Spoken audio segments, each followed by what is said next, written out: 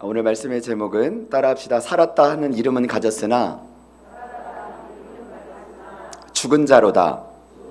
다시 한번요. 살았다 하는 이름은 가졌으나 죽은 자로다. 어제 우리 이제 유전사님이 말씀 전해주셨죠. 어제 가인은 동생 아벨을 때려 죽이는 끔찍한 살인죄를 저질렀습니다.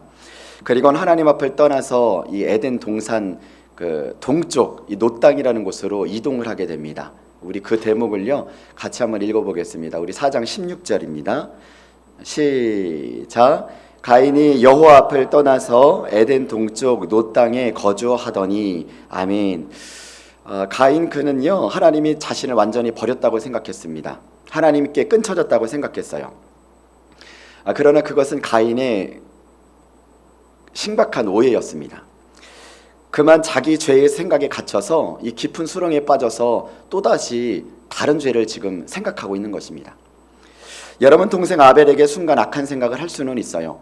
그러나 그런 생각에 들어왔을 때 예수의 이름으로 하고 끊어버리면 더 이상 내 영혼까지는 침투하지 않았을 수 있었을진데 그는 마음속에 자꾸 이 죄를 품는 습관이 있었던 것이에요. 그러니까 죄가 점점 다른 죄를 끌어들이고 더 극단적인 것을 생각하게 된 것입니다.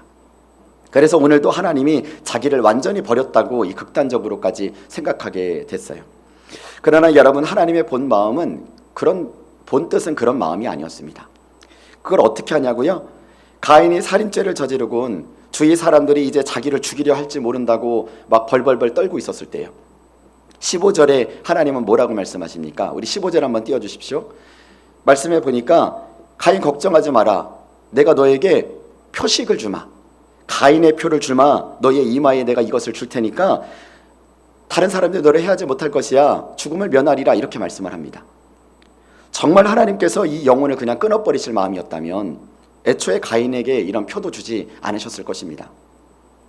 자, 이것은 그를 향한 이 궁율과 사랑의 표현이셨어요. 내려주셔도 돼요. 자, 가인, 너는 앞으로 이곳저곳 떠돌아다니면서 이런 방황하는 삶, 이런 유리하는 삶을 살게 될 것이다. 물론 하나님의 이것은 징계였습니다. 그러나 그렇다고 해서 그의 영혼까지, 내가 네 영혼까지 내버린 것은 아니야. 가인은 이 가인의 표를 이마에 받고는 이런 하나님의 마음을 읽어낼 줄 알아야 했어요. 하나님은 아담과 동일하게 이 가인, 그에게도 여러 번 이렇게 회개의 기회를 주셨던 것이에요. 영혼을 회복할 기회, 이 은혜를 회복할 기회를 그에게도 주셨던 것입니다. 그러나 이 똥 싼 놈이 더 성질낸다고 아빠 아담은 에덴 동산만 떠났지만 이 가인은 아예 영혼 자체가 오늘 16절 한번 띄워주시겠어요? 여호와 앞을 떠났다, 하나님 앞을 떠났다, 이렇게 말씀하고 있습니다. 하나님이 나를 버렸어? 그래, 나도 그럼 까짓 거 하나님 버려. 내가 하나님 없다고 잘 못 살 줄 알아? 이 땅에서 내가 떵떵거리며 버젓이 잘 살아낼 거야. 그리고 하나님의 임재가 계시지 않는, 하나님의 선함이 존재하지 않는 곳에서 도시를 세웁니다. 여러분, 하나님은 분명히 가인에게 방황하며 돌아다니라고 명령하셨어요. 그러나 그는 정착합니다. 이것이 그의 살인죄의 값을 치를 수 있는 하나님만의 또 다른 회개의 기회였던 것이에요. 그가 그 죄값을 하루하루 치르면서 그의 삶으로 살아내면서 그는 스스로 깨달아야만 했었습니다. 내가 동생을 죽이는 것이 얼마나 이 끔찍한 죄악이었는지, 그 생명은 생명을 주신 그 하나님만 걷어가실 수 있는 일인 것을 그가 삶을 살아내면서 깨달아야만 했었어요. 그러나 그는 그것마저 거부해요. 그리고 보란듯이 정착해버립니다. 땅이 나를 거부해?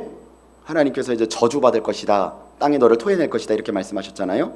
그러면 뭐 다른 걸로 먹고 살면 되지 뭐, 이렇게 하나님의 말씀을 무시해버려요. 여러분, 하나님의 보호를 떠나버린 그에게 지금 가장 필요한 것은 이제 무엇이 필요할까요? 다른 사람의 위협으로부터, 자기가 살인을 저질렀으니까 다른 사람들이 자기를 죽일까봐 그 다른 사람들의 위협으로부터 보호할 수 있는 성이 필요했던 것입니다. 그리고 가인 자신뿐만 아니라 대대손손 살아갈 수 있는 이 거대하고 튼튼한 성을 짓습니다. 가인은 자기가 만든 도시가 퍽 마음에 들었어요.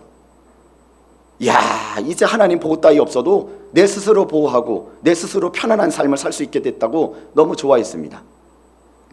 그 성 안에 살면서요, 애도 펑펑 나와요. 또 일명 가인 문화요, 앞글자를 따니까 이것도 뭐 K문화네요. K문화를 만들어 갑니다. 그것이 오늘 17절이죠. 우리 같이 합독하겠습니다. 자, 시작. 아내와 동침하며 그가 임신하여 에녹을 낳은지라 가인이 성을 쌓고 그 아들의 이름으로 성을 이름하여 에녹이라 하니라. 아멘. 하나님을 향한 가인의 주장은 이렇습니다. 하나님이 나를 잘 보호해 주시지 않으니까 나 스스로라도 보호받고 살아야 되죠. 내가 내 인생 앞으로 내가 책임지고 살 거니까 신경 끄세요. 뭐 집에서 사춘기 중학교 1, 2학년 애들이 하는 말이나 하고 있어요.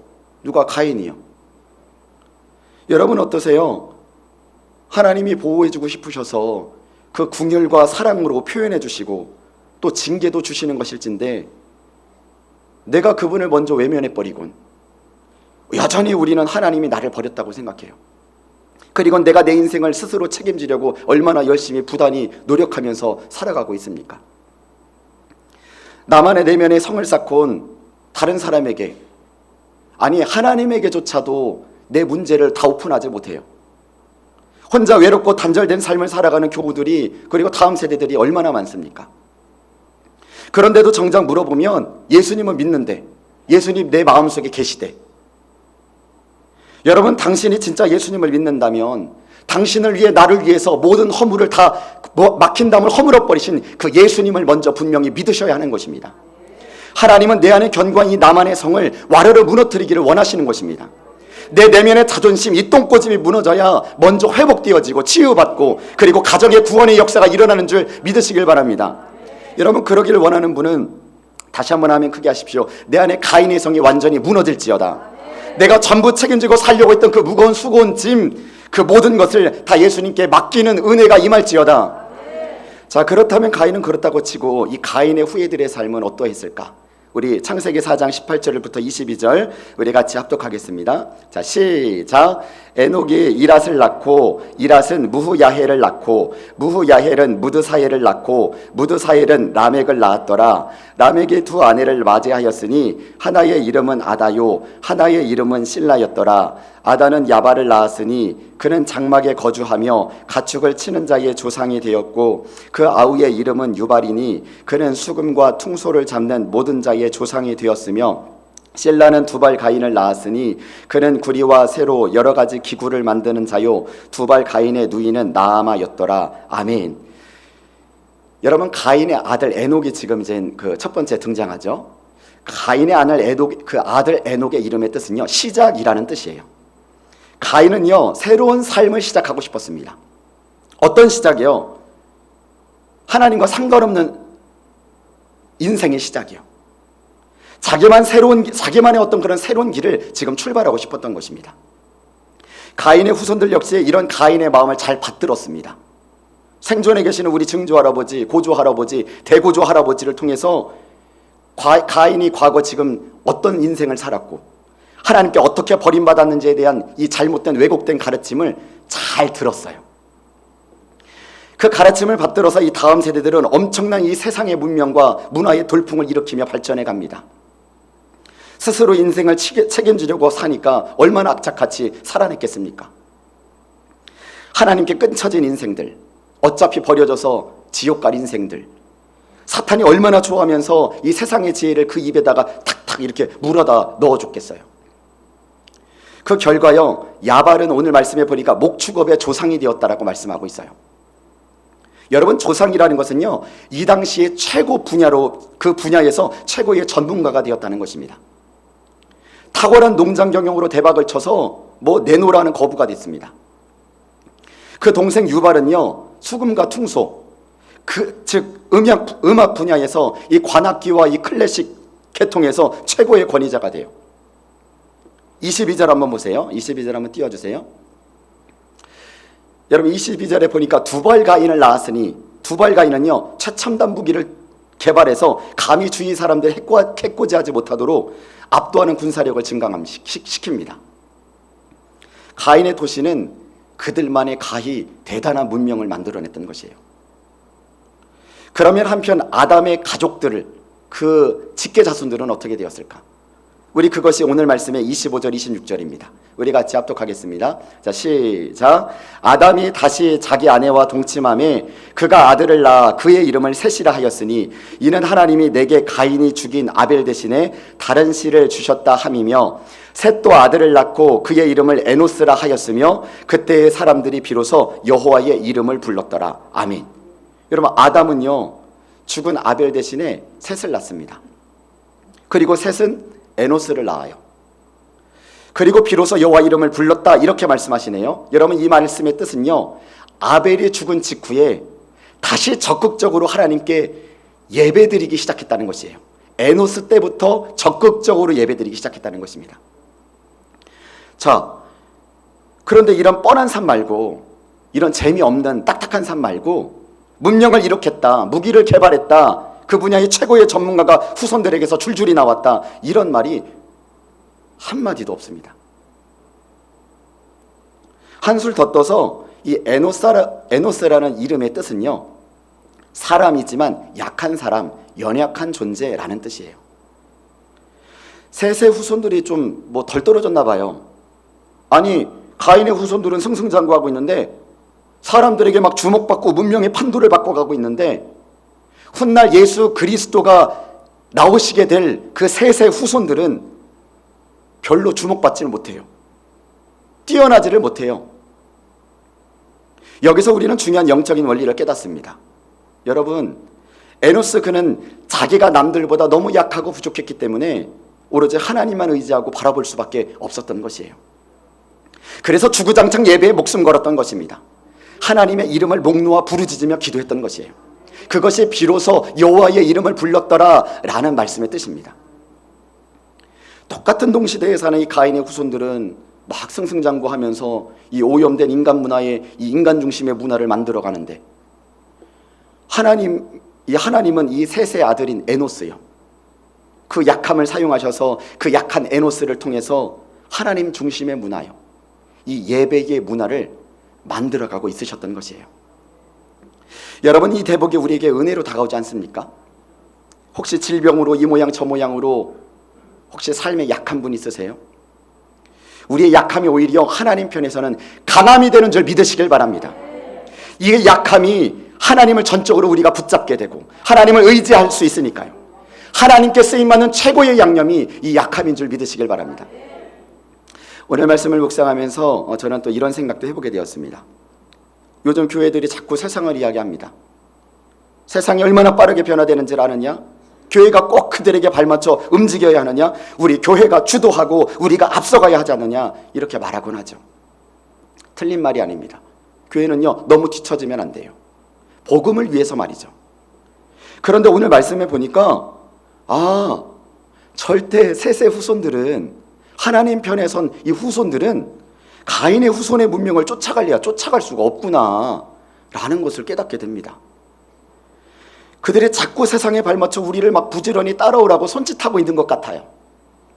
뭔가 뒤처질 것 같아서 교회가 열심히 또 뒤쫓아 가보면 세상은 또 다른 K문화를 만들어내서 교회를 향해, 다음 세대를 향해 또 계속 손짓하는 것 같아요. 마치 우리를 한번 그 종종 걸음으로 쫓아올 수 있겠냐 하면서 놀리면서 말이죠.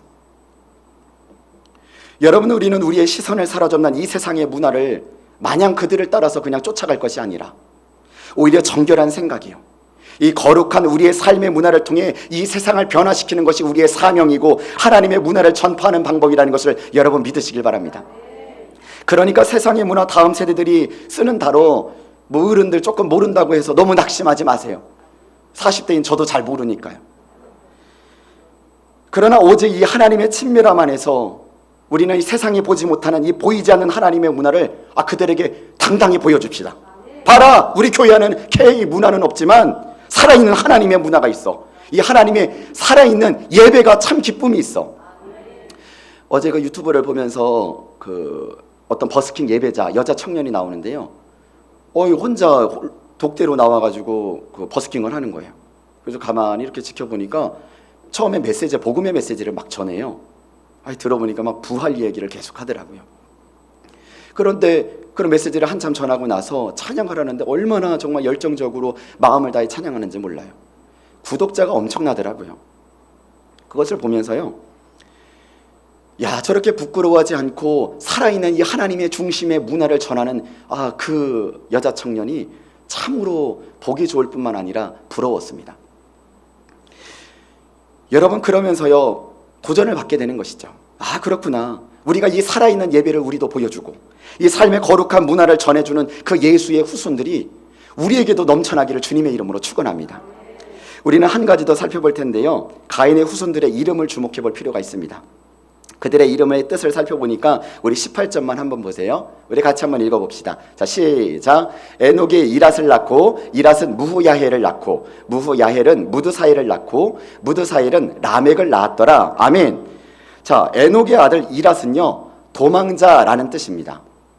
무후야헬은 하나님께 두드려 맞은 자, 무드사일은 하나님에 대해 죽은 자, 버려진 자라는 뜻입니다. 여러분, 가인의 후손들은 전부 다 이렇게 하나님께 두드려 맞고 하나님께 버려지고 죽고 도망자 신세를 면치 못했습니다. 거기에 한술 더 떠서요, 가인의 7대손 라멕은요 인류 최초로 첫 가정 파괴범이 됩니다. 분명히 남자와 여자가 한 몸을 이루고 부부를 맺게 해주셨는데 최초로 일부 다처제인 부부를 여러 명 둬요. 뭐 이쁜 부인, 귀여운 부인, 뭐 깜찍한 부인, 거기다가 자기 내면 안에 상처가 너무 많아서 사람까지 폭력을 행사해서 죽입니다. 피는 못 속여요. 가인보다 더하네요. 그러면서 죄책감도 없어요. 자괴감도 없습니다. 살인을 저지르곤 그 자리에서 노래를 흥얼거려요. 이게 가인 후손의 집안의 풍경입니다.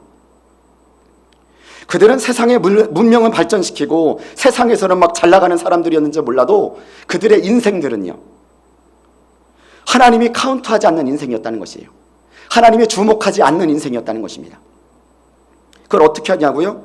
여러분, 가인의 족보를 자세히 들여다보면요 한 명도 죽었다는 말이 없어요. 지금 4장 한번 우리 읽었던 16절부터 쭉 한번 보세요. 셋의 족보는 5장에 보니까 다 낳았고 죽었다라고 기록되어 있건만 가인의 족보는 한 명도 죽지 않습니다.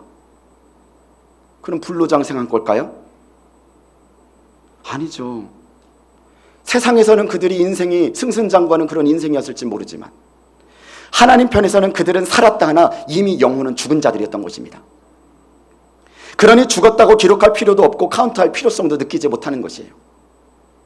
여러분, 그들의 인생은 하나님 나라에서 그 어느 것 하나도 기억되지 못하고 기록되지 못하는, 이 땅에서만 잠시 있다 없어지는 먼지 같은 인생일 뿐이었습니다. 그러니까 셋의 후손들은 이 땅에서 내노라 하는 그런 전문가나 문명, 뭐 이름이 셋이니까 S문화는 못 만들어냈어도 하나님 그 나라에서 기억되시고 기록되어질 그 인생들이니 그들은 참으로 복된 인생들인 것입니다. 영원한 인생, 이 땅에서 굳이 명예와 권력의 기록 남지는 않았어도 그 나라에서는 모두 영광을 입는 인생이었다 이 말입니다. 하나님께서 우리에게 이 오늘 메시지를 통해서 도전하는 것이 무엇입니까? 그것이 계시록 3장 1절입니다. 이 말씀을 여러분 가슴에 새기고 갔으면 좋겠는데요, 우리 같이 합독합시다. 자, 시작. 사대교회의 사자에게 편지하라. 하나님의 7영과 7뼈를 가지신 이가 이르시되 내가 네 행위를 나누니 네가 살았다 하는 이름은 가졌으나 죽은 자로다. 아멘. 네가 살았다 하는 이름은 가졌으나 너는 죽은 자로다. 교회 안에서 교회 버젓이 다니고 있고 예배의 자리에 우리가 앉아는 있지만 가인의 후손처럼 이미 죽은 성도가 있다는 것입니다. 계시록 사대교회처럼 죽은 교회가 있다는 것이에요. 그런데 그런 성도는, 그런 교회는 하나님이 결산 카운트조차 하지 않으신대요.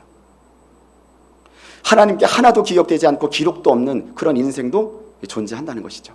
어디예요? 사대교회처럼 교회 안에요. 사랑하는 여러분, 아멘 크게 하십시오. 우리는 가인 같은 그런 인생은 되지 맙시다. 우리의 가정도 자녀도 다음 세대들도 그렇게 기록조차 없는 인생 되지 맙시다. 하나님, 그런 가인 후손의 인생이 되지 않도록 우리 교회가 깨어있게 하여 주시옵소서. 우리 애가 모두 영적 어른이 되어 깨어있게 하여 주시옵소서. 다음 세대의 영혼들을 흔들어 깨우는 우리 교회가 되게 하여 주시옵소서. 기도하겠습니다. 존귀하시고 거룩하신 하나님, 가인은 하나님의 마음을 온전히 읽어내지 못했습니다.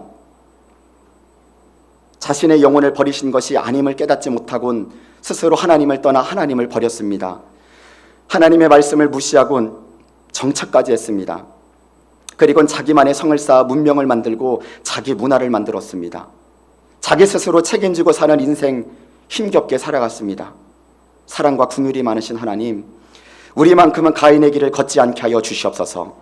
내 인생 내가 책임지고 살려고 힘겹게 걸어가지 않게 하시고 전부 하나님께 맡기는 인생이 되게 하여 주시옵소서. 나만의 견고한 성들이 와르르 무너져 내리게 하여 주시옵소서. 내 자존심, 내 똥꼬집, 내 자아가 무너질 때 모든 것이 일어나고 회복될 줄 믿습니다.